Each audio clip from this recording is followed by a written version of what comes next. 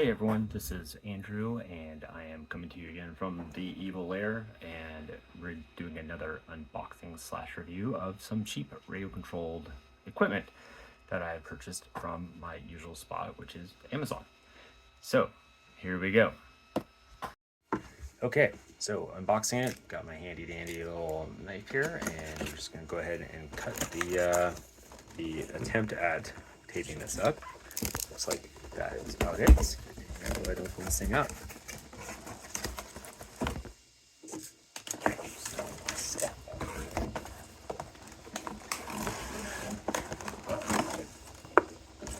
So this is kind of interesting. Handle, let's see up here. So I was expecting it to be face up. It's actually on its side. So, whatever. Good to go. I'm sure it'll hopefully fit in there. Let's see. We'll just remove some of this stuff and see what happens. All right. So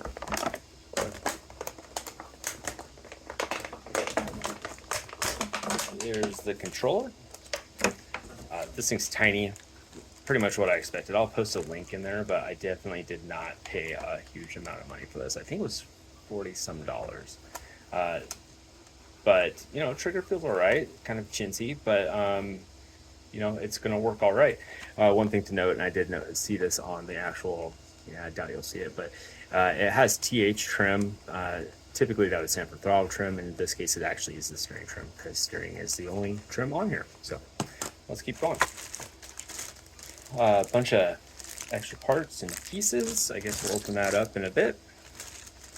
This is pretty much your ubiquitous battery and charger. I don't know why I was at a loss. So battery and charger. It says it's a 7.4 volt, 120 mAh lithium ion battery. It actually doesn't have a. It actually is a kind of. It's interesting. It's just an all-in-one balanced charger plug that connects. The last review I did, they actually had a DS plug or a T plug, which is nice. A little bit more error, lends an error of like, hey, I didn't just buy the cheapest thing I could off Amazon. So we'll keep going here. All right. Oh. There we go. All right. So first impressions, I mean, I might just be like lowest common denominator, but I love the look of this truck. I love the body. The Unimog body is pretty dang sweet. The suspension, I'll be honest, is not very good. It's it's all right. It'll take some getting used to. It basically just has springs, so it's definitely tight. But let's go ahead and take a little bit closer of a look here. Okay, so as mentioned, one of the reasons I bought this was just for the, really for the upgrade potential. Sometimes it's just nice to have a body with some spare parts. If it works, cool. If not, oh well, I can always take it apart, which I enjoy taking things apart. So the suspension, as I was mentioning, it's a leaf suspension. You'll see me pressing down. I've never seen that before, but you know what? I think it'll work all right. We've got a differential right up here with the transfer case, technically differential. It actually looks fairly robust. It is plastic, but one thing nice here is you can see the screws. It's actually accessible versus some of these which they bury them so deep. I do, the steering, it looks all right. But that's all I can do because I can really just do that. It has an actual on-off switch, which is good.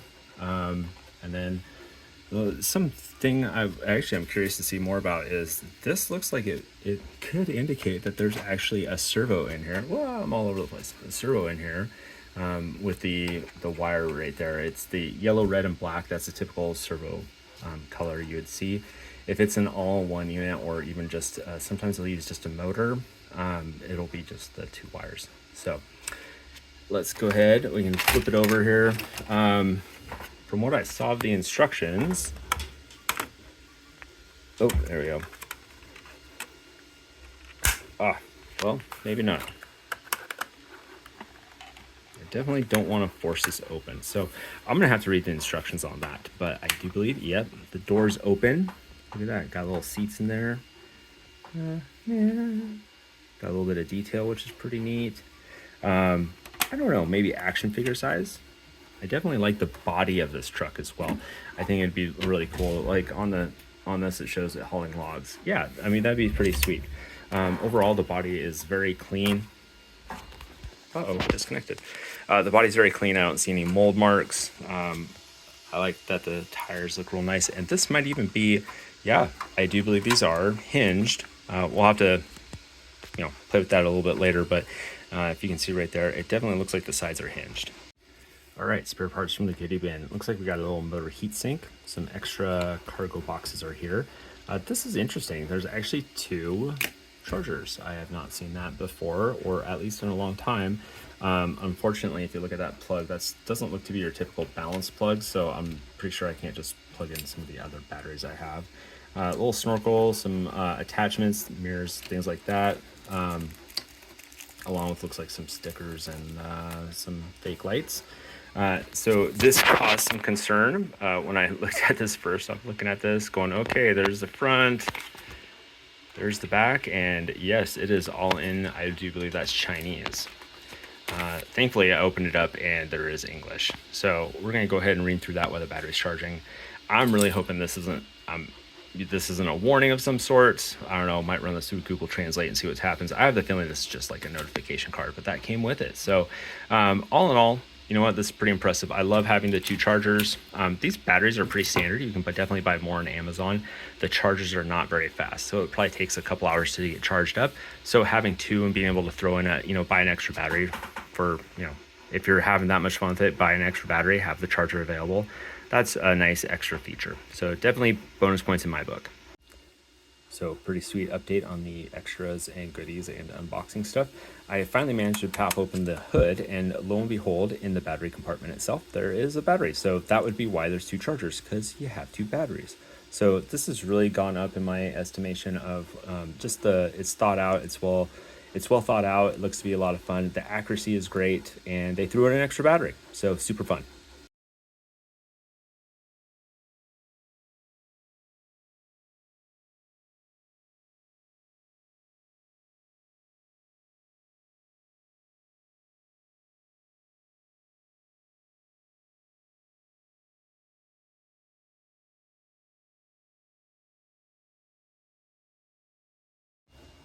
Well, through the magic of fast forward, I hope, I will have cut you through and you didn't have to watch me do all the assembly. But this thing's pretty sharp looking. I like the detail. Look at, there's little cargo boxes down there. There's lugs on the wheels, the lights, and even little gas caps. I really want to get these things off. Well, through the magic of fast forward, I hope, I will have cut you through and you didn't have to watch me do all the assembly. But this thing's pretty sharp looking. I like the detail. Look at, there's little cargo boxes down there. There's lugs on the wheels, the lights, and even little gas caps. I really want to get these things off. Okay, so we're back after what seems to be forever. We had some terrible weather where I am located, and we are going to do the first drive of the radio controlled little Unimog truck. So let's go ahead and get it powered up.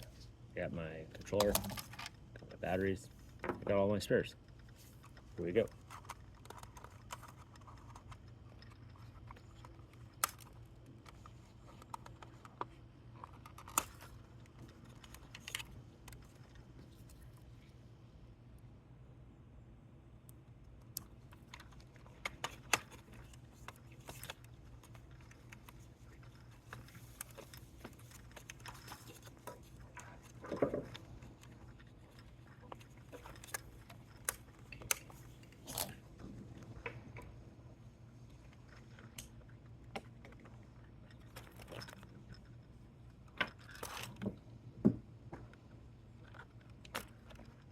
So something I would definitely suggest doing, because the battery compartment is really tight, is wrapping some tape around here, like a little, with a little tab, so you can pull it out easier.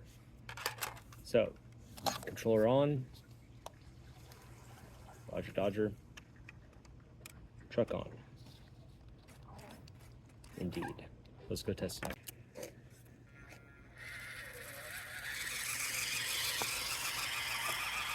Alright, so this thing goes out to 2 speeds. So, hitting the buttons on the controller, you can change the drive mode. One's a little bit lower, one's higher. But let's go ahead and take it in the grass and see. Grass is actually pretty tough to drive on. My last review that I had, well, my only other review, the truck actually got bogged down pretty fast, even though it was pretty powerful. This thing, as you might see, it actually handles some fairly deep grass pretty well. That's actually pretty impressive. The grass was darn near up to the bumper. Something that's only 16 scale. Pretty impressive. You know, imagine dumping a big 4x4 up to its. All right, so I'm gonna take this on some rocks, and I have some pretty realistic expectations. I bought this for $41. I'm not expecting it to do super well, but let's see how it rolls. Honestly, that was pretty sweet. Even though it tipped over, you know, it did handle this pretty well.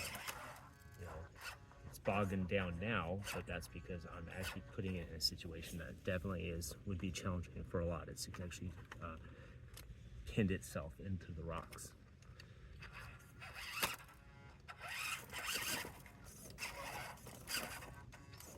So you would not take this full scale rock from me, but today, absolutely. That'd be a lot of fun.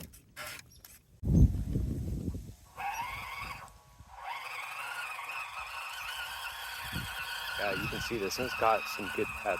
The grass isn't overly tall, but it definitely would be a challenge. I was not expecting a lot. This motor looks to be a 280 size motor, so that's pretty tiny, especially when you're not geared for speed and you know you're trying to run full drive with the transfer case in it. So yeah, let's go see how it does in some dirt. Rawr. Yep, that was pretty impressive actually.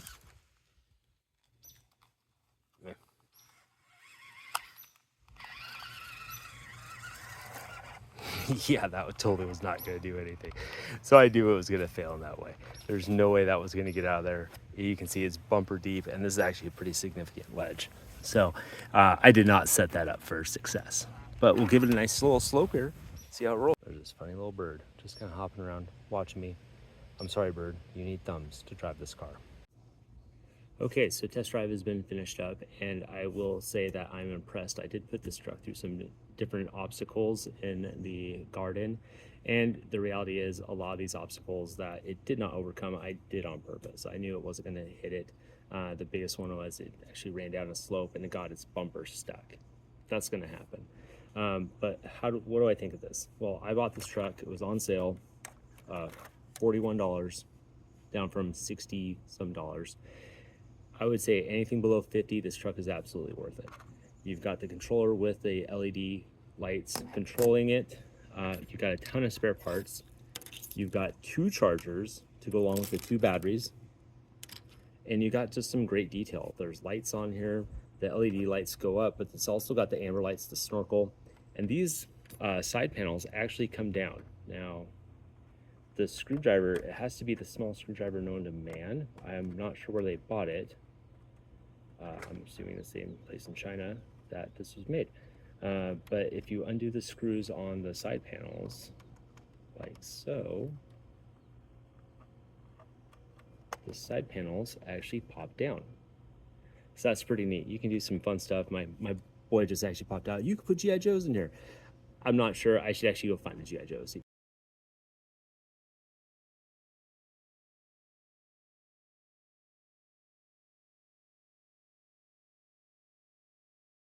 This thing is great. It looks neat.